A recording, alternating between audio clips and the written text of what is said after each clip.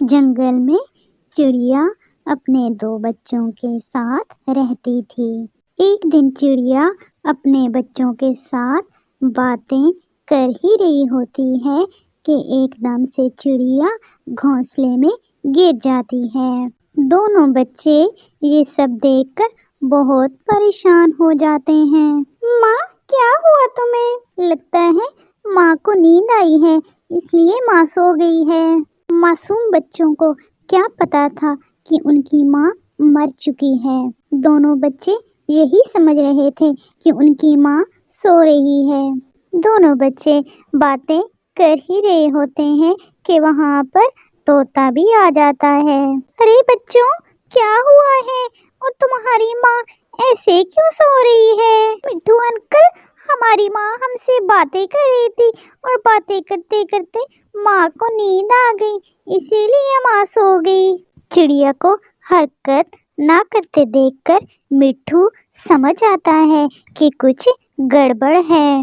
طوطا جب چڑیا کو نزدیک سے چیک کرتا ہے تو وہ سمجھ جاتا ہے کہ چڑیا سو نہیں رہی بلکہ مر چکی ہے۔ طوطا دونوں بچوں کو ان کے ماں کی خبر سنا کر ان کو دکھی نہیں کرنا چاہتا تھا، اس لیے وہ بچوں سے کہتا ہے، بچوں، تمہاری ماں کی طبیعت خراب ہے، اسی لیے وہ سو رہی ہے۔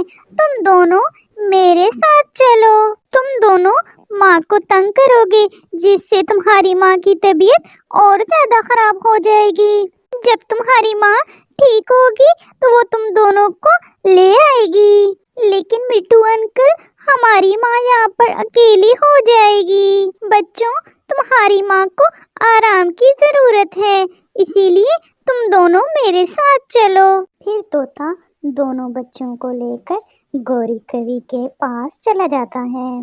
طوطا دونوں بچوں کو پیچھے کھڑا کر کے گوری سے بات کرتا ہے، گوری بہن، تم کچھ دنوں کے لیے ان دونوں بچوں کو اپنے پاس رکھ لو، میں شہر جا رہا ہوں، واپس آ کر ان دونوں کو لے جاؤں گا۔